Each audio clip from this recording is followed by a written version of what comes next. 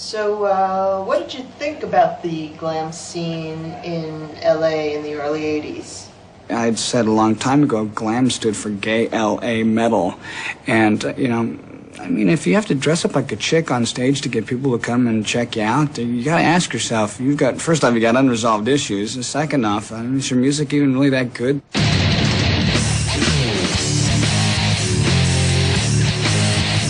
God, we hated those bands. We hated Quiet Riot and Poison and Warrant and Bon Jovi and Motley Crue. I mean, hated those bands. We despised it.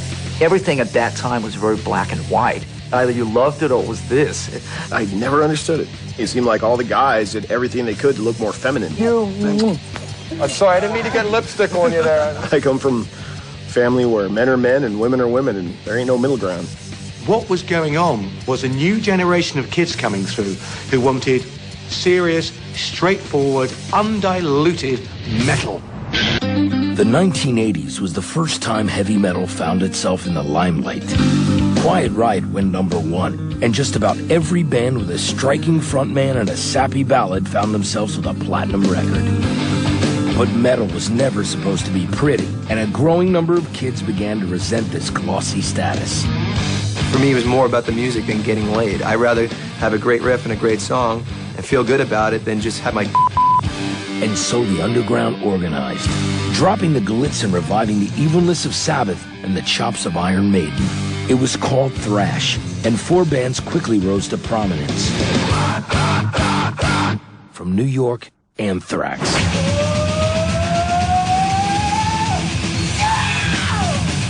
We enjoyed playing fast. We wanted to go faster. That's simple. Let's go. What can we do? From Huntington Park, California, Slayer. You can only write and embellish upon things you know about, and I'm a big horror movie fan. Boing, you know, and I gotta kill people. From LA, Megadeth. It was actually getting it on your guitar. Like it or not, we exposed the United States and the rest of the world, for that matter, to this type of music. There's only one thrash band around that I know of, and that's Metallica, which they're playing tonight at 7:30, and I suggest that everybody gets down here right now to see the best thrash in the United States of America! And the leaders of the revolution, Metallica.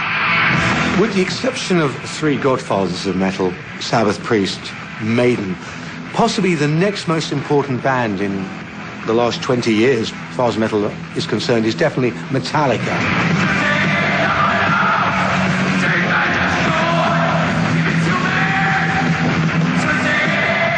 What Metallica did was combine new wave of British heavy metal with punk. You ended up with an American Motorhead to some extent, and the kids were relating to them because they were different.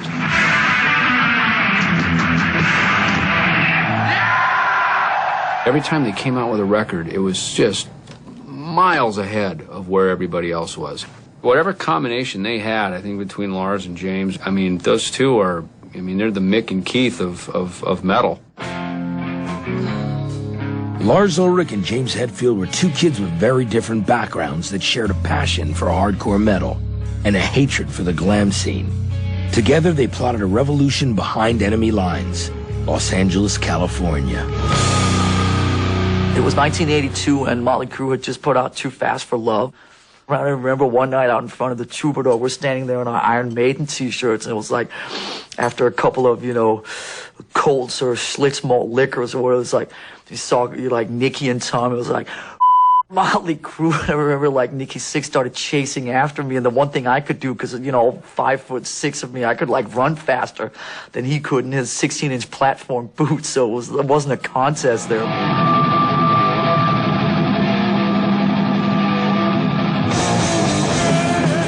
LA just didn't treat us well.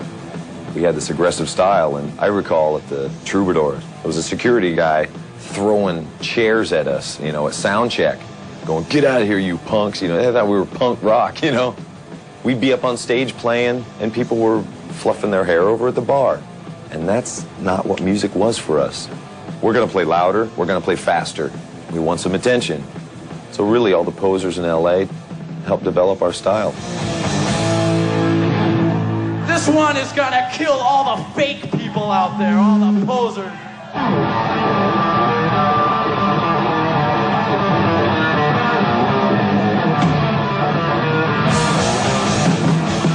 Let me tell you, we go way back with Metallica, Rat.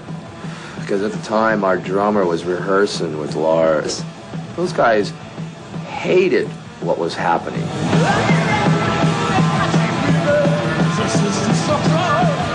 But I remember the backstage, James went, "F that, we won't play with them. F those guys, F that." And it was like, whoa, why? Aren't we all one happy, big metal family? No. They're the next breed. He was like, here we are, there is no bull playing what we feel and playing what's in our hearts, and we don't give a what we look like or smell like or play like.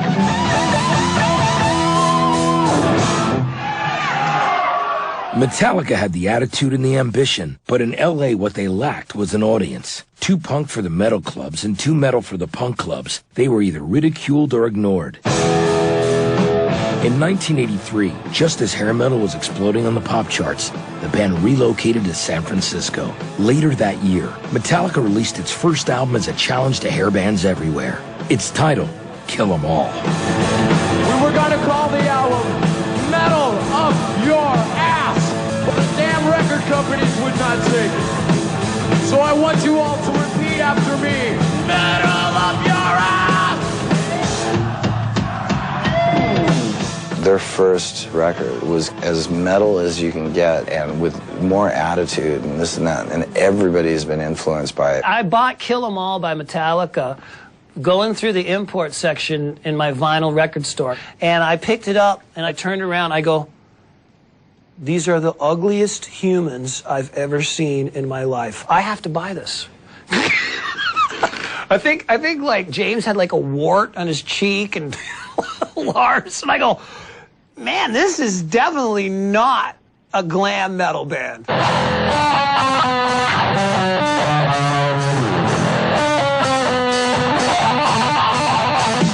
Thank God for Metallica. They were the best thing of the 80s, I thought. Brought it back to the spirit of Sabbath. You know what I mean? It's like if we started it, then they reinvented it. The torch had been passed, and throughout the 80s, Metallica released a slew of classic albums. Though they never managed to outsell Motley Crue and Poison during this time, they were gaining credibility.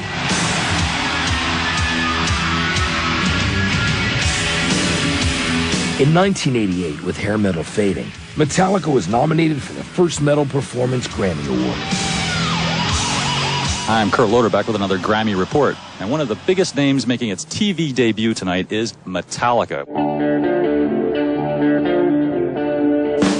I mean, it was just mind-boggling. Sitting up there and looking at, Stevie Wonder sitting down there and, Michael Jackson and, it was just like, wow. Metal was about to have its day at the Grammys, and the winner was... Jethro frickin' Tull wins. Jethro Tull has never been a metal band. At that point, I don't even think they were really a band.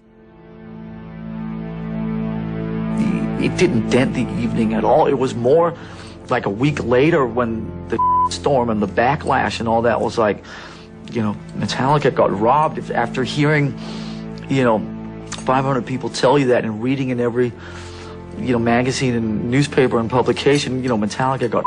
It's like you're sitting there going, we got. That sort of cluelessness just continually haunts heavy metal. And there is still, amongst a lot of people in the press, this elitist attitude. Heavy metal has never, ever been given the respect and credit it deserves. And in some ways, it's probably what makes it so near and dear to the people who love it.